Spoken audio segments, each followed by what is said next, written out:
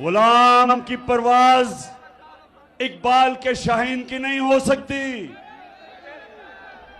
इकबाल का शाहीन तो तब है जब अपनी जंजीरें तोड़ देता है।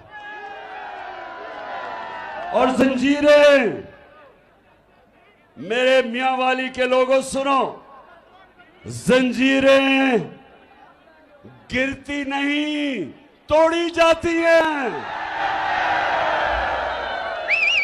आजादी मिलती नहीं, छीनी जाती है। और इस वक्त हमारे ऊपर अमेरिका के गुलामों को मुसल्लत किया हुआ है। जो पाकिस्तान का प्राइम मिनिस्टर बनाया उन्होंने, उसकी सिर्फ एक खासियत है, वो जूते बड़े अच्छे पॉलिश करता है।